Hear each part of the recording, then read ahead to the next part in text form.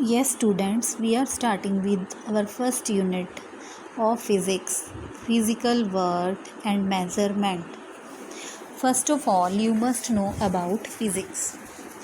Physics is the branch of science which deals with nature and natural phenomena. Physics ਜਿਹਨੂੰ ਕਿ ਆਪਾਂ ਪੰਜਾਬੀ ਵਿੱਚ ਭੌਤਿਕ ਵਿਗਿਆਨ ਵੀ ਕਹਿੰਦੇ ਹਾਂ, ਵਿਗਿਆਨ ਦੀ ਉਹ ਸ਼ਾਖਾ ਹੈ ਜਿਸ ਵਿੱਚ ਅਸੀਂ ਕੁਦਰਤ ਅਤੇ ਕੁਦਰਤ ਵਿੱਚ ਹੋਣ ਵਾਲੇ ਕਈ ਵਰਤਾਰੇ ਉਹਨਾਂ ਬਾਰੇ ਗੱਲਬਾਤ ਕਰਦੇ ਹਾਂ।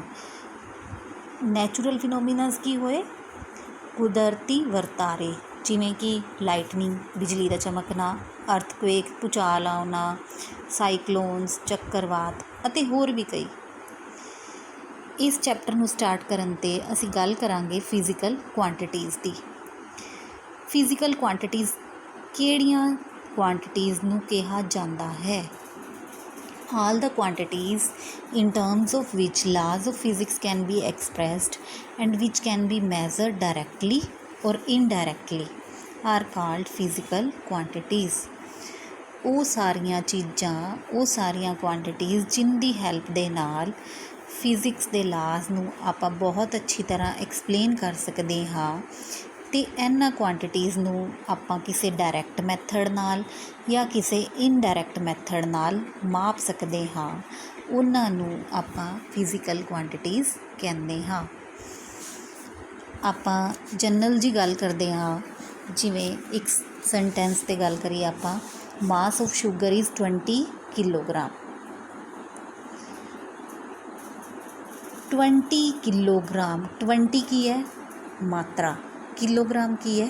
Unit. Length of road is 8 metre. 8 ਕੀ ਹੈ? ਮਾਤਰਾ, ਮੈਗਨੀਚਿਊਡ। ਮੀਟਰ ਕੀ ਹੈ? ਯੂਨਿਟ।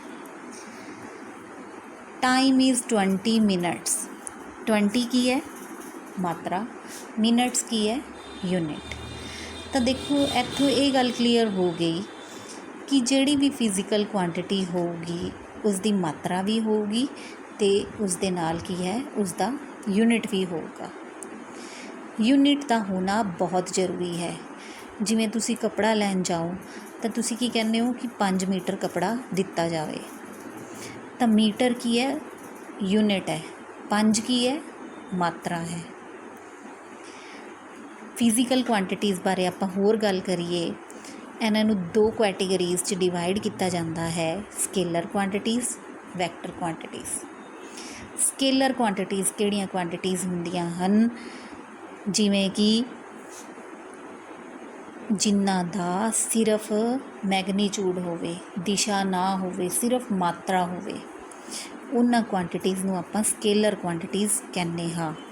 ਮਾਸ, ਲੈਂਥ, ਟਾਈਮ, ਏਰੀਆ, ਐਨਰਜੀ ਅਤੇ ਹੋਰ ਵੀ ਕਈ, ਇਹ ਸਾਰੀਆਂ ਕੀ ਹੈ? ਸਕੇਲਰ ਕੁਆਂਟੀਟੀਜ਼ ਹੈ। ਇਹਨਾਂ ਦਾ ਸਿਰਫ ਕੀ ਹੈ?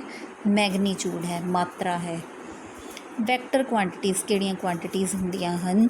ਜਿਨ੍ਹਾਂ ਦਾ ਮੈਗਨੀਚਿਊਡ, ਮਾਤਰਾ ਵੀ ਹੋਵੇ, as well as direction, direction ਮਤਲਬ ਦਿਸ਼ਾ ਵੀ ਹੋਵੇ, ਜਿਵੇਂ ਕਿ ਐਕਸੈਲਰੇਸ਼ਨ, ਫੋਰਸ, ਵੈਲੋਸਿਟੀ, ਮੋਮੈਂਟਮ। ਥੋੜ੍ਹੀ ਜਿਹੀ ਗੱਲ ਆਪਾਂ ਯੂਨਿਟਸ ਬਾਰੇ ਕਰੀਏ ਤਾਂ ਯੂਨਿਟ ਕੀ ਹੁੰਦਾ ਹੈ? ਯੂਨਿਟ ਕੀ ਹੈ? ਇੱਕ ਤਰ੍ਹਾਂ ਦਾ ਪੈਮਾਨਾ ਹੈ ਉਸ ਕੁਆਂਟਿਟੀ ਨੂੰ, ਉਸ ਫਿਜ਼ੀਕਲ ਕੁਆਂਟਿਟੀ ਨੂੰ ਮੈਜ਼ਰ ਕਰਨ ਲਈ। ਫੰਡਾਮੈਂਟਲ ਫਿਜ਼ੀਕਲ ਕੁਆਂਟੀਟੀਜ਼ ਕੀ ਹੁੰਦੀਆਂ ਹਨ? Fundamental physical quantities mass, length and time are called fundamental physical quantities and their units are called fundamental units. ਦੇਖੋ, ਹੁਣ ਇੱਥੇ ਥੋੜ੍ਹਾ ਕਲੈਰੀਫਾਈ ਕਰਨ ਦੀ ਮੈਂ ਕੋਸ਼ਿਸ਼ ਕਰਾਂ ਤਾਂ ਮਾਸ ਹੋਇਆ, ਲੈਂਥ ਹੋਇਆ, ਟਾਈਮ ਹੋਇਆ, ਇਹਨਾਂ ਨੂੰ ਕੀ ਮੰਨ ਲਿਆ ਗਿਆ? Fundamental physical quantity. ਠੀਕ ਹੈ, ਅਤੇ ਇਹਨਾਂ ਦੇ ਯੂਨਿਟ, ਜਿਵੇਂ ਮਾਸ ਦਾ ਯੂਨਿਟ ਆਪਾਂ ਕੀ ਕਿਹਾ? ਕਿਲੋਗ੍ਰਾਮ। ਲੈਂਥ ਦਾ ਯੂਨਿਟ ਕੀ ਕਿਹਾ? ਮੀਟਰ। ਟਾਈਮ ਦਾ ਯੂਨਿਟ ਕੀ ਕਿਹਾ? ਸੈਕਿੰਡ। ਇਹਨਾਂ ਨੂੰ ਕੀ ਕਿਹਾ ਗਿਆ? Fundamental units. देखो हर क्वांटिटी वास्ते एक यूनिट नहीं बनाया जा सकता सी, एक अलग यूनिट नहीं बनाया जा सकता सी, क्योंकि बहुत सारिया क्वांटिटीज़ है तो आपां नूं भी बहुत औखा सी इन्ने सारे यूनिट्स याद करना। तां की कीता गया, इन्हां 3 क्वांटिटीज़ नूं यानी कि मास, लैंथ ते टाइम नूं फंडामेंटल मान के, फंडामेंटल फिजिकल क्वांटिटीज़ मान के, इन्हां दे यूनिट्स नूं फंडामेंटल यूनिट्स मान के आपां की कीता, बाकी सारिया क्वांटिटीज़ जो इन्हां तो इलावा रह गईयां उन्हां नूं इन्हां दी हैल्प दे नाल एक्सप्लेन किया, एक्सप्रैस किया। तां वो क्वांटिटीज़ जिहड़ियां इन्हां तो इलावा बच गईयां, जो आपां अगे गल करांगे, उन्हां नूं की नाम दिता गया, डिराइव्ड फिजिकल क्वांटिटीज़। ते उन्हां दे यूनिट्स नूं की कहा गया, डिराइव्ड यूनिट्स। हुण आपां गल करदे हां डिराइव्ड फिजिकल क्वांटिटीज़ नूं दी। First of all is area. Area एक डिराइव्ड फिजिकल क्वांटिटी है। एरिया का देखो आप फार्मूला की लिखते हैं, लेंथ मल्टीप्लाइड बाय ब्रैड्थ। तो हुण लेंथ बारे गल हो रही है तो ब्रैड्थ बारे गल हो रही है। तो लेंथ नूं ना तो आप मास के हिसाब नाल एक्सप्रैस कर सकते हैं, ना ही टाइम के हिसाब नाल एक्सप्रैस कर सकते हैं। आप लेंथ नूं किंदे च लवांगे, लेंथ नूं भी तो ब्रैड्थ नूं भी किंदे च लवांगे, लेंथ च ही।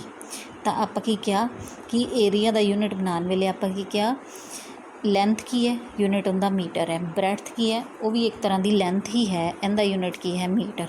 तो अपना एरिया का यूनिट की बन गया, metre power 1, metre power 1 metre square.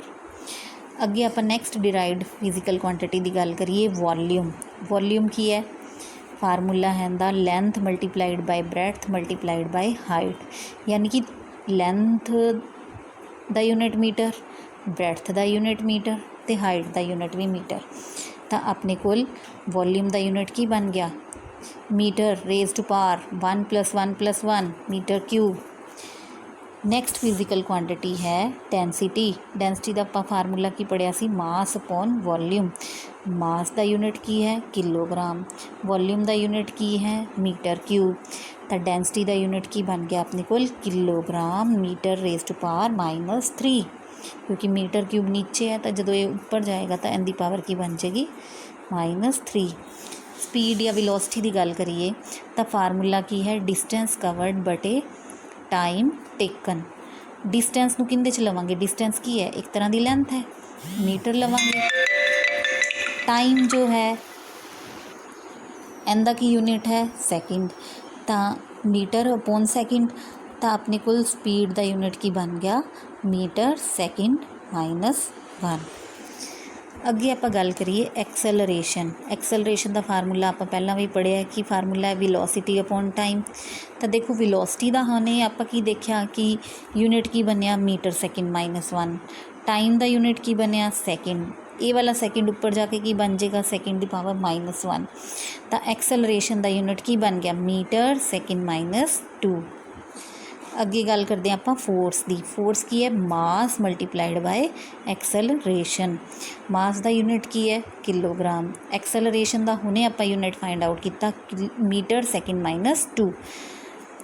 तो अपने को फोर्स का यूनिट की बन गया किलोग्राम मीटर सैकेंड -2। फोर्स का after the name of scientist unit की दिता गया न्यूटन, कैपिटल N दे नाल डिनोट करते हाँ। अगे गल करते हैं आप प्रैशर की। प्रैशर भी एक डिराइव्ड फिजिकल क्वांटिटी है। प्रैशर का फार्मूला आप पढ़िया सी, फोर्स अपॉन एरिया।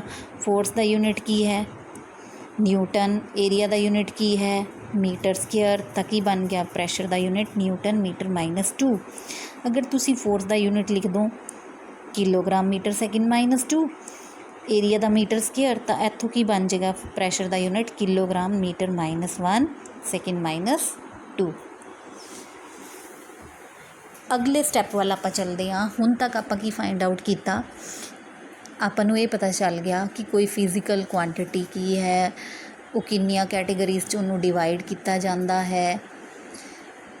यूनिट बारे गल की, आपां मैगनीच्यूड बारे गल की, फिर आपां स्केलर ते वैक्टर क्वांटिटीज़ बारे गल की, मैगनीच्यूड ਜਿਨ੍ਹਾਂ ਦਾ ਹੋਵੇ ਉਹ ਸਕੇਲਰ ਕੁਆਂਟੀਟੀਜ਼ ਹੁੰਦੀਆਂ ਹਨ, ਜਿਨ੍ਹਾਂ ਦਾ ਮੈਗਨੀਚਿਊਡ ਵੀ ਹੋਵੇ, ਦਿਸ਼ਾ ਵੀ ਹੋਵੇ, ਉਹ ਵੈਕਟਰ ਕੁਆਂਟੀਟੀਜ਼ ਹੁੰਦੀਆਂ ਹਨ। ਅਤੇ ਫਿਰ ਆਪਾਂ ਗੱਲ ਕੀਤੀ ਕਿ ਕਿਵੇਂ ਕਿਸੇ ਵੀ ਡਿਰਾਈਵਡ ਫਿਜ਼ੀਕਲ ਕੁਆਂਟਿਟੀ ਦਾ ਯੂਨਿਟ ਕਿਵੇਂ ਫਾਈਂਡ ਆਊਟ ਕਰਨਾ ਹੈ। ਅੱਗੇ ਆਪਾਂ ਗੱਲ ਕਰੀਏ ਡਾਇਮੈਂਸ਼ਨਲ ਐਨਾਲਿਸਿਸ ਦੀ, ਤਾਂ ਕਿਸੇ ਫਿਜ਼ੀਕਲ ਕੁਆਂਟਿਟੀ ਦੀਆਂ ਡਾਇਮੈਂਸ਼ਨਸ ਕਿਵੇਂ ਫਾਈਂਡ ਆਊਟ ਕਰਨੀਆਂ ਹਨ। ਡਾਇਮੈਂਸ਼ਨਸ ਦੀ ਡੈਫੀਨੇਸ਼ਨ ਆਪਾਂ ਪਹਿਲਾਂ ਪੜ੍ਹਦੇ ਹਾਂ। Dimensions of a physical quantities are the powers to which fundamental units of mass, length and time have to be raised in order to obtain its unit. ਦੇਖੋ ਇੱਕ ਮੈਥਡ ਮੈਂ ਤੁਹਾਨੂੰ ਦੱਸਿਆ ਯੂਨਿਟ ਦਾ ਪਿੱਛੇ ਕਿ ਕਿਵੇਂ ਫਾਈਂਡ ਆਊਟ ਯੂਨਿਟਸ ਕਰਨੇ ਆਪਾਂ, ਪਰ ਅਗਰ ਆਪਣੇ ਕੋਲ ਡਾਇਮੈਂਸ਼ਨਸ ਆਪਾਂ ਫਾਈਂਡ ਆਊਟ ਕਰ ਲਈਏ ਤਾਂ ਆਪਾਂ ਡਾਇਮੈਂਸ਼ਨਸ ਤੋਂ ਸਿੱਧਾ ਹੀ ਯੂਨਿਟਸ ਫਾਈਂਡ ਆਊਟ ਕਰ ਸਕਦੇ ਹਾਂ। ਉਹ ਮੈਂ ਤੁਹਾਨੂੰ ਅੱਗੇ ਦੱਸਦੀ ਹਾਂ।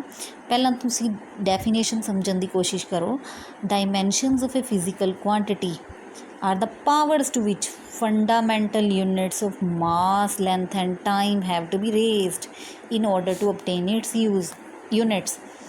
ਮਾਸ, ਲੈਂਥ ਅਤੇ ਟਾਈਮ ਦੀ ਜੋ ਪਾਵਰ ਬਣੇਗੀ, ਠੀਕ ਹੈ, ਉਹ ਕੀ ਦੱਸਣਗੀਆਂ ਆਪਾਂ ਨੂੰ ਡਾਇਮੈਂਸ਼ਨਸ ਫਿਜ਼ੀਕਲ ਕੁਆਂਟਿਟੀ ਦੀਆਂ।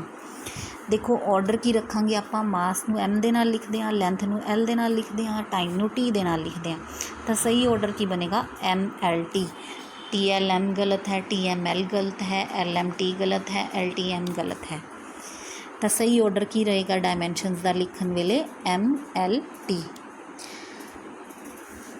ਹੁਣ ਦੇਖੋ ਆਪਾਂ ਥੋੜ੍ਹਾ ਰਿਵਿਊ ਕਰੀਏ ਤਾਂ ਆਪਾਂ ਕੀ ਕਿਹਾ, ਮਾਸ, ਲੈਂਥ ਅਤੇ ਟਾਈਮ ਨੂੰ ਫੰਡਾਮੈਂਟਲ ਫਿਜ਼ੀਕਲ ਕੁਆਂਟੀਟੀਜ਼ ਕਿਹਾ, ਅਤੇ ਇਹਨਾਂ ਦੇ ਯੂਨਿਟਸ, ਮਾਸ ਦਾ ਯੂਨਿਟ ਕਿਲੋਗ੍ਰਾਮ, ਲੈਂਥ ਦਾ ਯੂਨਿਟ ਮੀਟਰ, ਟਾਈਮ ਦਾ ਯੂਨਿਟ ਸੈਕਿੰਡ, ਇਹ ਗੱਲਾਂ ਕੀਤੀਆਂ। ਹੁਣ ਡਿਰਾਈਵਡ ਫਿਜ਼ੀਕਲ ਕੁਆਂਟੀਟੀਜ਼ ਜੋ ਹੈ ਉਹਨਾਂ ਦੇ ਆਪਾਂ ਕਿਵੇਂ ਤਾਂ ਡਾਇਮੈਂਸ਼ਨਸ ਫਾਈਂਡ ਆਊਟ ਕਰਾਂਗੇ, ਅਤੇ ਸਿੱਧਾ ਡਾਇਮੈਂਸ਼ਨਸ ਤੋਂ ਹੀ ਆਪਾਂ ਕਿਵੇਂ ਯੂਨਿਟਸ ਫਾਈਂਡ ਆਊਟ ਕਰਾਂਗੇ, ਉਸ ਬਾਰੇ ਹੁਣ ਆਪਾਂ ਡਿਸਕਸ਼ਨ ਕਰਾਂਗੇ। ਫਸਟ ਕੁਆਂਟਿਟੀ ਸੀ ਜਿਵੇਂ ਆਪਣੀ ਏਰੀਆ। ਏਰੀਆ ਦਾ ਕੀ formula C, length multiplied by breath. ਤਾਂ ਹੁਣ ਜਦੋਂ ਆਪਾਂ ਡਾਇਮੈਂਸ਼ਨਸ ਲਿਖਣੀਆਂ ਹੈ ਤਾਂ ਸਿਰਫ ਆਪਾਂ ਮਾਸ, ਲੈਂਥ ਅਤੇ ਟਾਈਮ ਇਹਨਾਂ ਨੂੰ ਹੀ ਯੂਜ਼ ਕਰਨਾ, ਯਾਨੀ ਕਿ ML ਅਤੇ T ਨੂੰ ਹੀ ਯੂਜ਼ ਕਰਨਾ ਹੈ। ਇਸ ਤੋਂ ਇਲਾਵਾ ਆਪਾਂ ਕੋਈ ਹੋਰ ਕਰੈਕਟਰ ਨਹੀਂ ਲਿਖਣਾ। ਤਾਂ ਦੇਖੋ ਏਰੀਆ ਲੈਂਥ ਇੰਟੂ ਬ੍ਰੈਥ ਹੈ, ਤਾਂ ਲੈਂਥ ਵਾਸਤੇ ਵੀ L raise to power 1, breadth ਵਾਸਤੇ ਵੀ length raise to power 1, L raise to power 1 ਲਵਾਂਗੇ, ਕਿਉਂਕਿ ਬ੍ਰੈਥ ਨੂੰ ਨਾ ਤਾਂ ਆਪਾਂ ਮਾਸ ਲੈ ਸਕਦੇ ਹਾਂ, ਨਾ ਆਪਾਂ ਬ੍ਰੈਥ ਨੂੰ ਟਾਈਮ 'ਚ ਲੈ ਸਕਦੇ ਹਾਂ। ਤਾਂ ਬ੍ਰੈਥ ਵੀ ਕੀ ਹੈ, ਇੱਕ ਤਰ੍ਹਾਂ ਦੀ ਲੈਂਥ ਹੀ ਹੈ। ਤਾਂ ਆਪਣੇ ਕੋਲ ਏਰੀਆ ਦਾ ਕੀ ਬਣ ਜਾਏਗਾ, ਲੈਂਥ ਦੀ ਥਾਂ 'ਤੇ ਵੀ ਆਪਾਂ L1 ਲਿਖਿਆ ਅਤੇ ਬ੍ਰੈਥ ਦੀ ਥਾਂ 'ਤੇ L1 ਲਿਖਿਆ।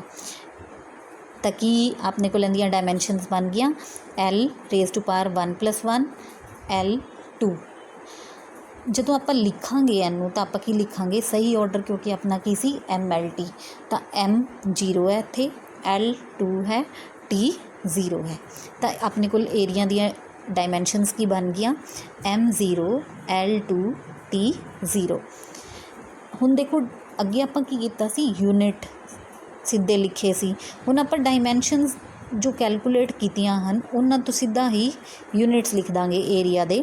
ਦੇਖੋ M ਪਾਵਰ 0 ਹੈ ਤਾਂ ਕੋਈ ਯੂਨਿਟ ਨਹੀਂ ਲਿਖਾਂਗੇ ਆਪਾਂ। L ਪਾਵਰ 2 ਹੈ, ਯਾਨੀ ਕਿ ਲੈਂਥ ਦਾ ਯੂਨਿਟ ਕੀ ਹੁੰਦਾ, ਮੀਟਰ, ਪਾਵਰ ਕਿੰਨੀ ਆ ਗਈ, ਸਕੁਏਅਰ 2। ਤਾਂ ਆਪਣੇ ਕੋਲ ਜਿੱਥੇ ਵੀ ਏਰੀਆ ਲਿਖਿਆ ਹੋਊਗਾ ਤਾਂ SI ਸਿਸਟਮ 'ਚ ਉਹਦਾ ਯੂਨਿਟ ਕੀ ਹੋਏਗਾ, ਮੀਟਰ ਸਕੁਏਅਰ। ਨੈਕਸਟ ਆਪਾਂ ਗੱਲ ਕਰਦੇ ਹਾਂ ਵੋਲਿਊਮ ਦੀ। ਵੋਲਿਊਮ ਦਾ ਕੀ formula, length multiplied by breadth multiplied by height. L power 1, L power 1, L power 1, ਠੀਕ ਹੈ। ਲੈਂਥ 'ਚ ਹੀ ਲਵਾਂਗੇ ਤਿੰਨਾਂ ਨੂੰ, ਬ੍ਰੈਥ ਨੂੰ ਵੀ, ਹਾਈਟ ਨੂੰ ਵੀ। ਤਾਂ L ਰੇਜ਼ ਟੂ ਪਾਵਰ ਕਿੰਨੀ ਹੋਗੀ, 1 + 1 + 1 L ਰੇਜ਼ ਟੂ ਪਾਵਰ 3। ਤਾਂ ਡਾਇਮੈਂਸ਼ਨਸ ਆਪਣੇ ਕੋਲ ਵੋਲਿਊਮ ਦੀਆਂ ਕੀ ਬਣ ਜਾਣਗੀਆਂ, M 0 ਹੈ, L 3 ਹੈ, T 0 ਹੈ। ਤਾਂ ਯੂਨਿਟ ਲਿਖਣ ਵੇਲੇ ਦੇਖੋ ਨਾ ਤਾਂ ਆਪਾਂ M ਦਾ ਯੂਨਿਟ ਦੇਖਣਾ, ਨਾ ਆਪਾਂ T ਦਾ ਯੂਨਿਟ ਵੇਖਣਾ, ਕਿਉਂਕਿ ਇਹ 0 ਨੇ। ਲੈਂਥ ਦਾ ਯੂਨਿਟ ਕੀ ਹੈ, ਮੀਟਰ ਕਿਊਬ। ਥੈਂਕ ਯੂ ਬੱਚੋ।